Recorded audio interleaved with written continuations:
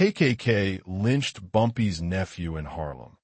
What happened in 7 days made police look away. They thought fear would travel quietly through Harlem. Instead, it knocked on Bumpy Johnson's door. A body, a message, and 7 days where silence became the most dangerous weapon. The body wasn't hidden. That was the point. Morning light crept across Harlem like it always did, slow, indifferent. Shopkeepers lifted metal gates. A bus hissed at the corner. Someone laughed too loud, too early. And then the street stopped breathing. A young man lay where he shouldn't have been. Broken, displayed, deliberate. Nobody needed to ask whose blood this was meant to speak to. Word moved without mouths. Windows stayed shut. Men who usually argued over nickels stood silent. Women pulled children closer, not in panic, but in recognition. This wasn't random violence. This was a sentence written carefully, aimed precisely. By noon, it reached Bumpy Johnson. Not shouted, not rushed. Delivered the way bad news always comes to men like him. Quietly, by someone who doesn't meet his eyes. Bumpy listened. He didn't interrupt. He didn't ask questions that had obvious answers. When a messenger finished, there was a pause long enough to feel uncomfortable. Long enough for meaning to settle. A nephew, not a soldier, not a statement maker. A message. Bumpy stood by the window of his apartment, looking down at the same streets he'd spent a lifetime protecting, shaping, disciplining. His face didn't change. No LYNCHED feasts. No passing. Just stillness, dense and controlled. Outside, Harlem waited. They waited because they knew what rage looked like here. And this wasn't it. Rage was loud, predictable, useful to enemies. What Bumpy carried now was something colder. He understood the insult immediately.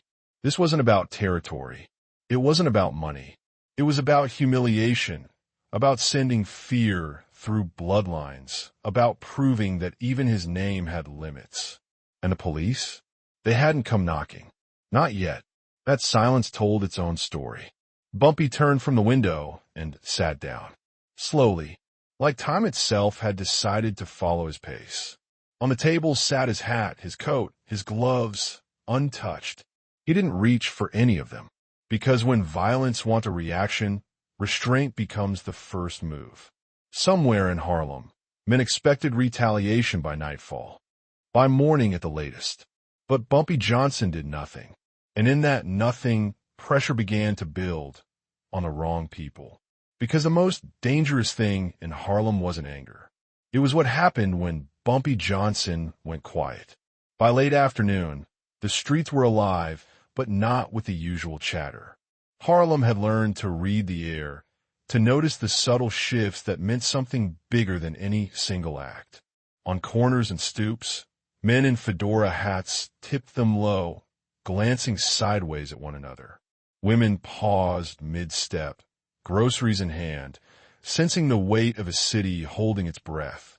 Children were mostly unaware, though some paused to stare, wondering why grown men and women spoke in whispers. Bumpy's presence wasn't needed in public yet. His reputation moved ahead faster than his steps could. Word had traveled.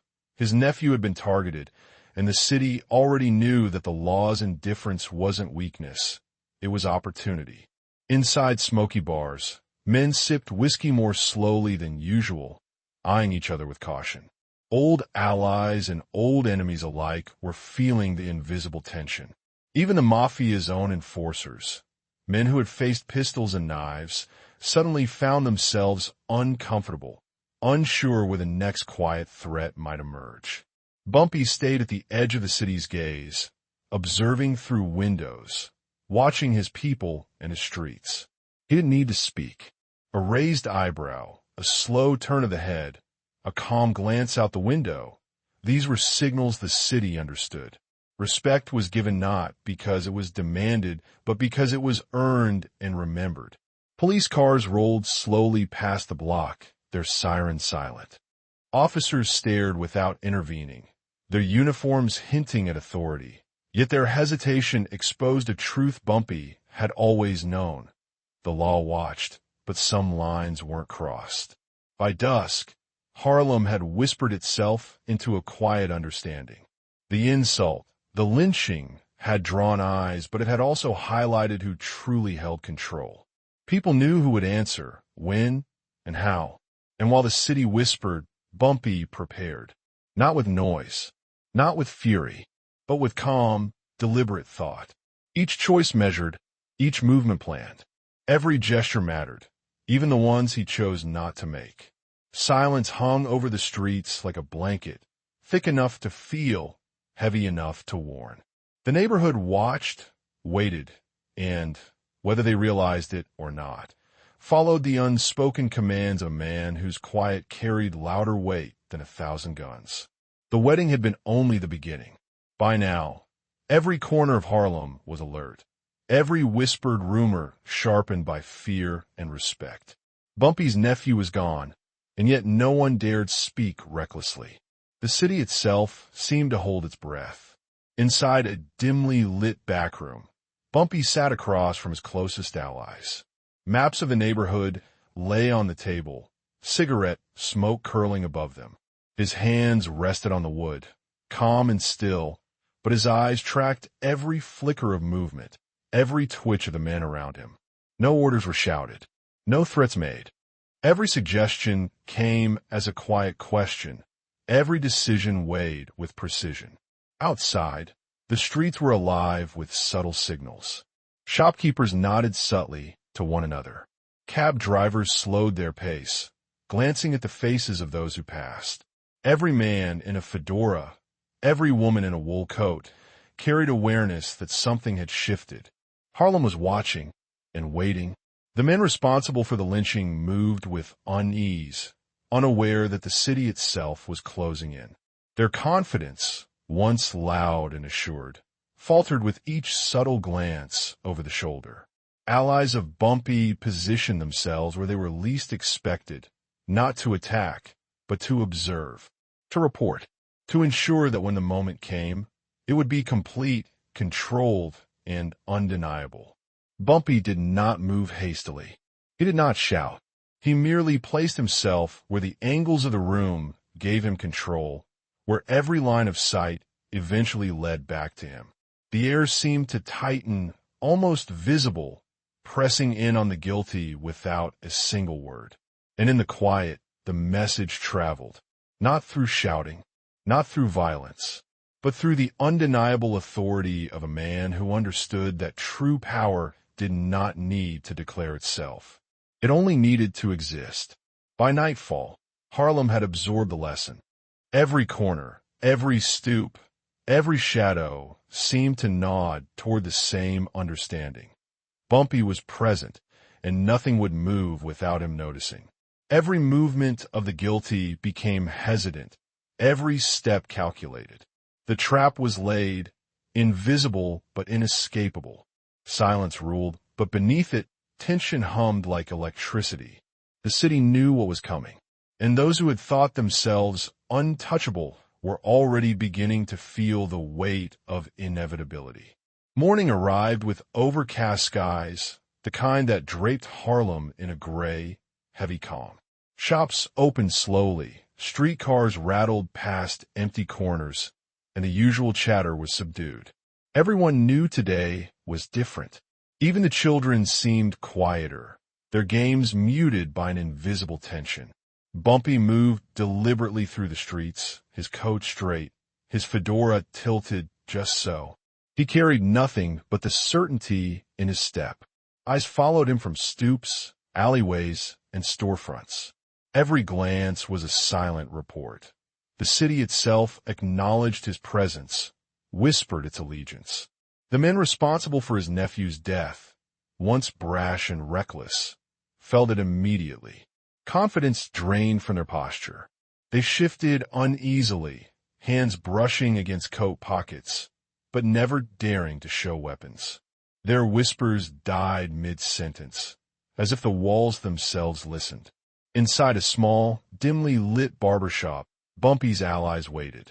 They were careful not to overstep, letting him orchestrate the room with nothing but presence.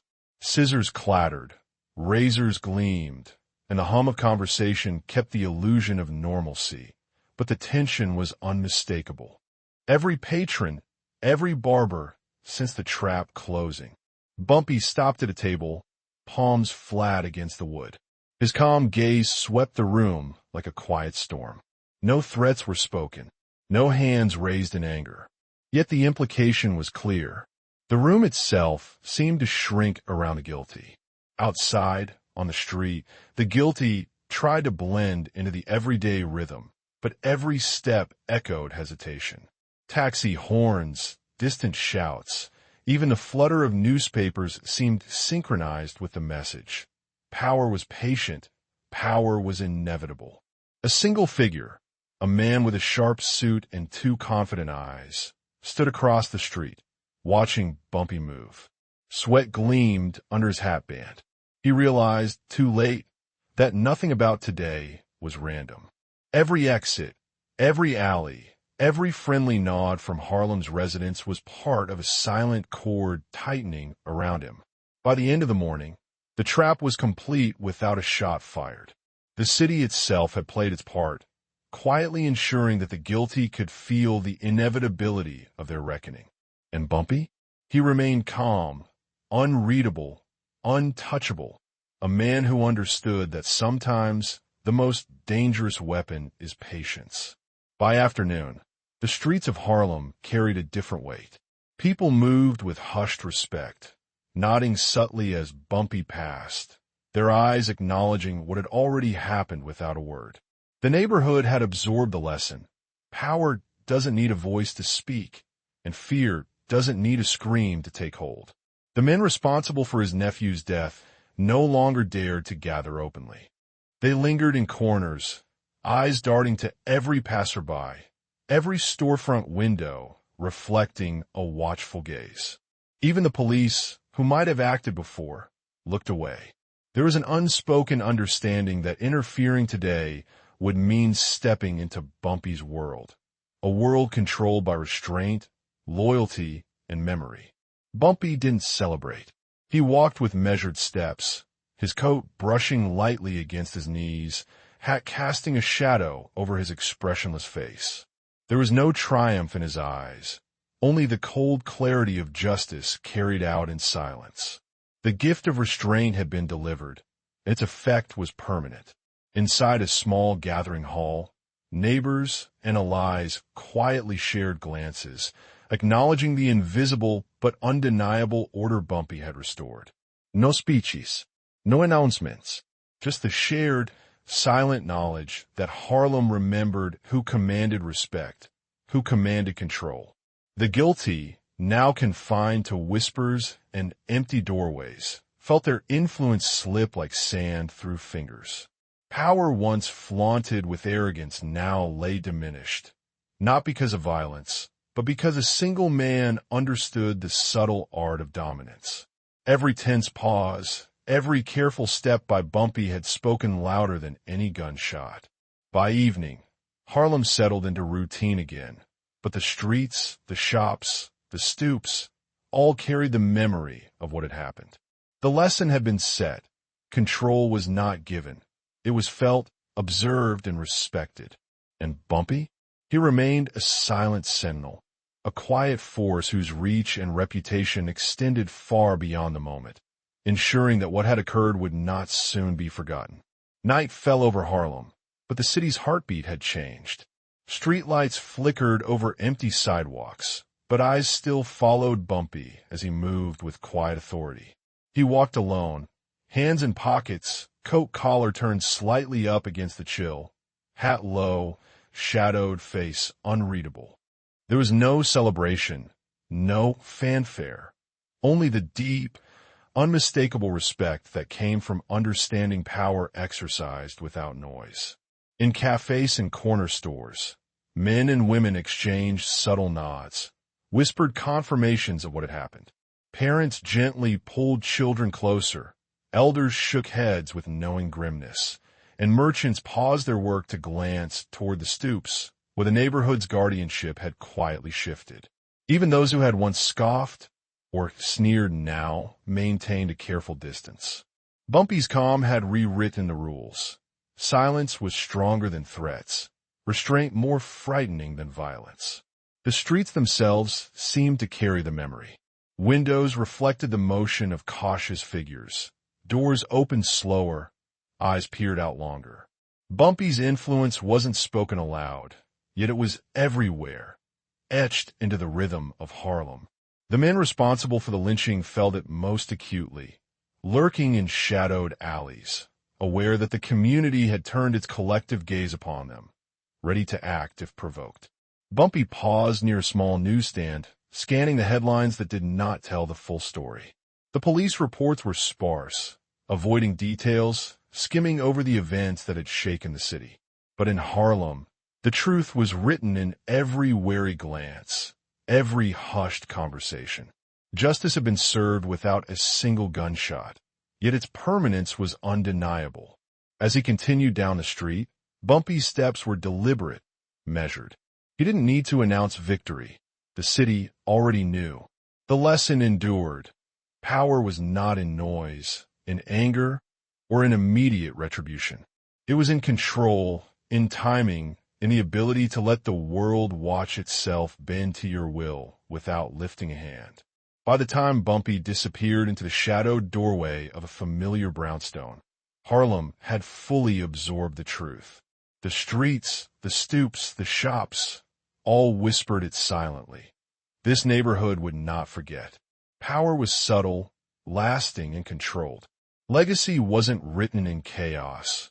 It was etched in memory, and Bumpy Johnson had just ensured that his name and the lesson of that week would endure far longer than the moment itself.